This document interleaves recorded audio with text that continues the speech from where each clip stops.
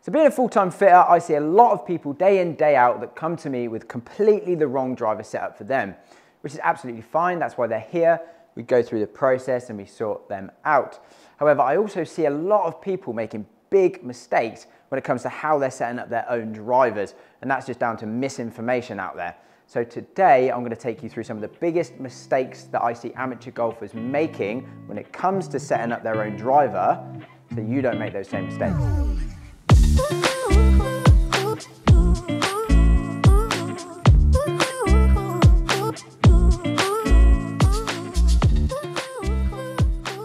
So the first one I'm going to touch on is one that I see all the time, or I hear all the time from people, and that's them relating swing speed to what loft you need, i.e. if you've got a very slow swing speed, then you need more loft. I see a lot of kind of maybe junior golfers or senior golfers, or someone who has lower swing speed with like a 12, 13, 14 degree driver, because that's what they believe they need to maximize the carry, get the ball up in the air.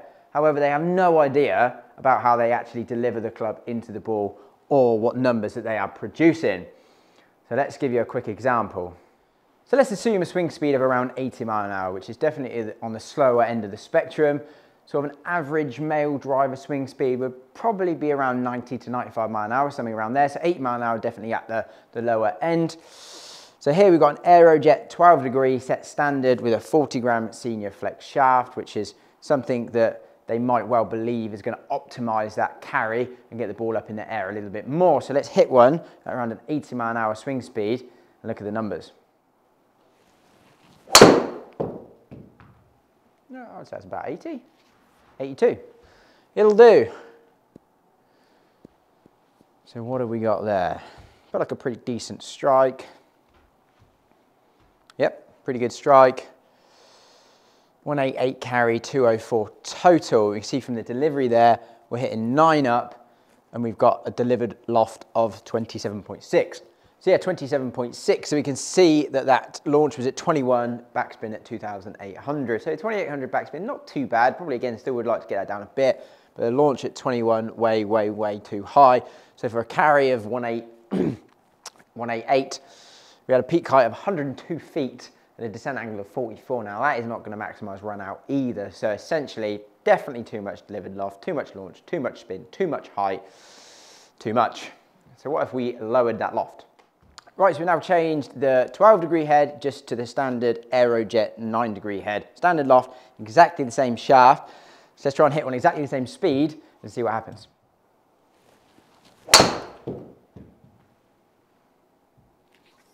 That one felt pretty good. That one felt pretty good. Okay. So you go, still very similar delivery, swing speed. I think that might be about a mile an hour quicker to be fair, but a mile an hour is pretty good trying to swing at this speed. Everyone's got a mile an hour difference in them.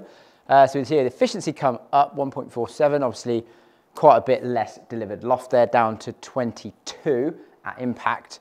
Launches at 16, still a bit high, but the spin's just over 2,000, which is nice. Peak height's way down, angle of descent's way down, so therefore you're going to get much more rollout, especially in the summer. However, the carry is still up at 201. I think it was 188 the last one, so you know, it's a good kind of 12, 13 yard pickup plus a bit more rollout. It could be 15 to 20 yards more from going from a 9 degree to a 12 degree. And again, people would assume that the carry is going to go down, but actually the carry still went way up. Because we've got that angle of attack, because we've got that delivered loft, this got us more yardage. And yes, it doesn't necessarily mean that, you know, if you've got a slower swing speed, go to a 9 degree. The whole point is don't just assume that because of your swing speed, you need X loft. It all depends on how you deliver the club. And I've seen this time and time again, where I've given a slow swing speed player less loft to really, really good effect, more yardage and lower handicap. So the next one is one that I do see almost every day, and that's people messing around with the loft of their driver based on the ball flight that they see. I mean, that would seem to make perfect sense. However, a lot of people have a right miss. When we've got a right miss, obviously the face is open, which adds loft. So it creates a high right miss. So then you kind of go adjusting your driver down, which would, again, make sense, right? Now, with some drivers, it's worse to do that than with others. For example, in my hand, I have a tailor-made driver shaft, so tailor-made sleeve.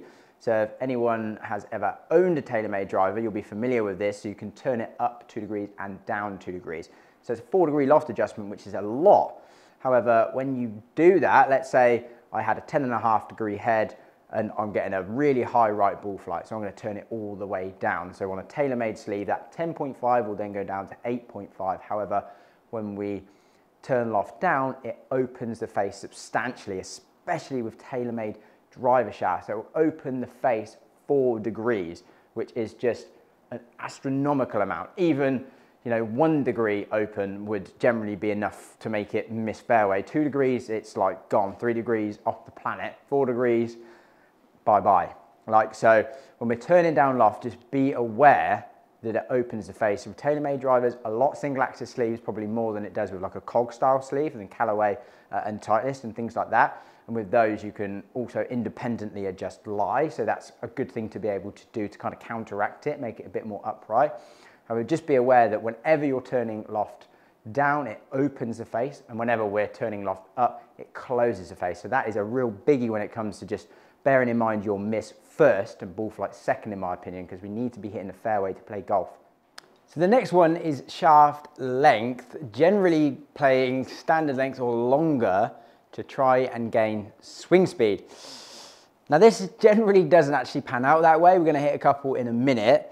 I've got TSR3 Hazardous Black 60 gram stiff standard playing length, which for Titleist is 45.5, and I've got exactly the same shaft, but it's an inch shorter. So 44.5, 45.5. So a lot of people will go to this thinking that they're going to get more swing speed and therefore more distance. So let's see what the data says, and then I'll talk about the reasons why you probably shouldn't do that if you've got a specific miss. First up, standard length 45.5, and this is swing weight in about D5.5. So it's definitely a little bit too heavy for what I would normally like. My normal swing speed, I'd say generally somewhere around 117, maybe 118 if I'm getting warm, but somewhere in that 116 to 118 range. Ball speed somewhere around 170, high 160s, 170 with a good one.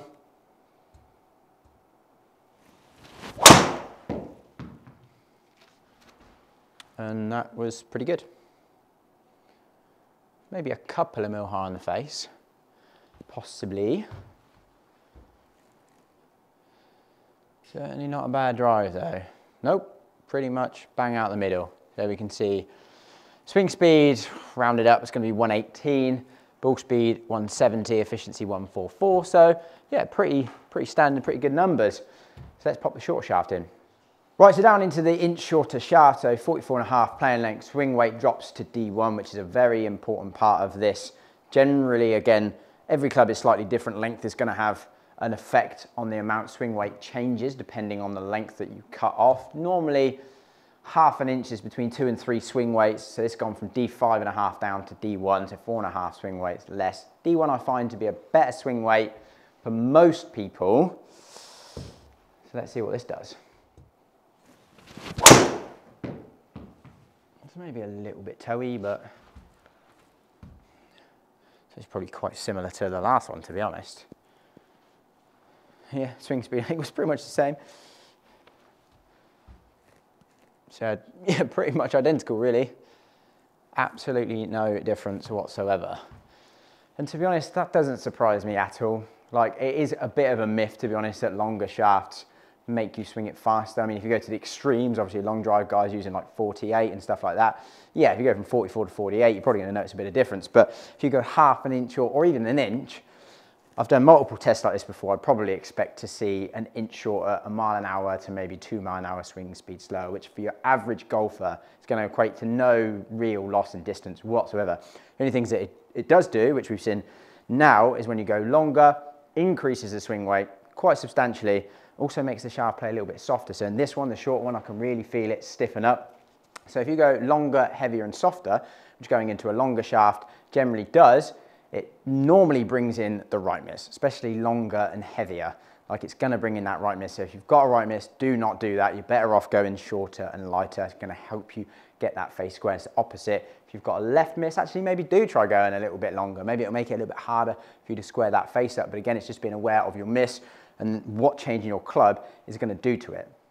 So the last couple of things that I just want to talk about is shaft, flex, and grip.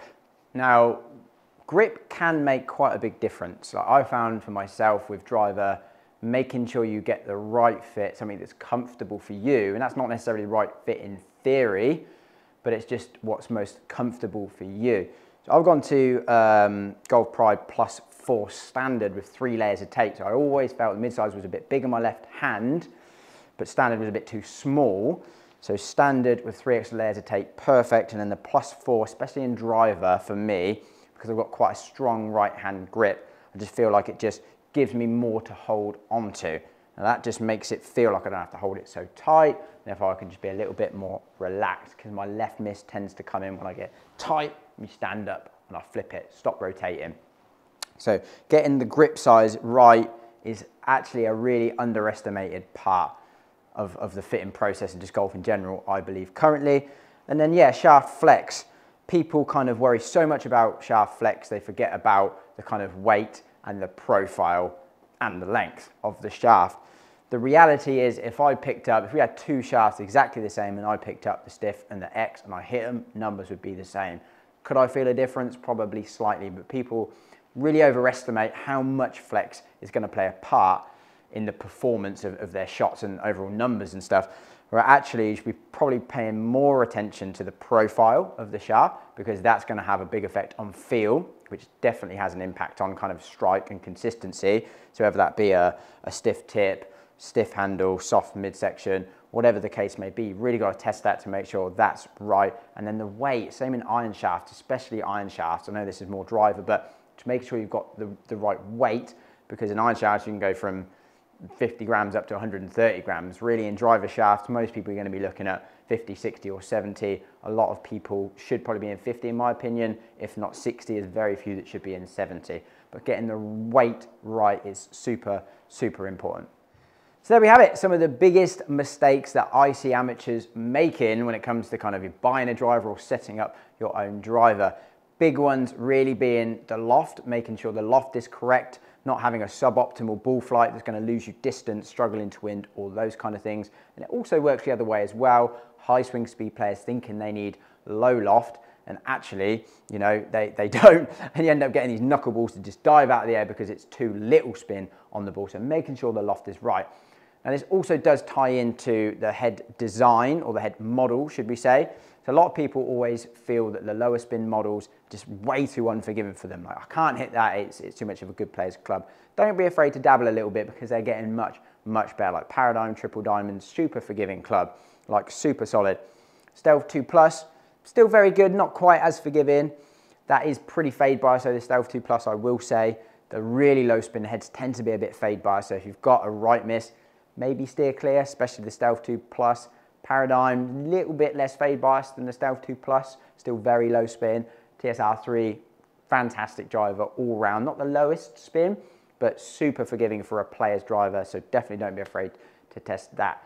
So yeah, the other one just being the length and therefore the swing weight. Length's a big one. People generally play standard length drivers. Some of the standard lengths now, like Callaway TaylorMade 45.75, some of them I see at 46, which is just mental, especially people come in with like a 46-inch driver, swing weight at D7, and it's a Stealth Plus, you know, super fade bias setup and wonder why they're missing right. So just be super cautious about playing longer driver shafts, which really make the swing weight heavy. If anything, I actually find for a lot of kind of amateurs, slightly short shaft, slightly light swing weight is actually much, much better.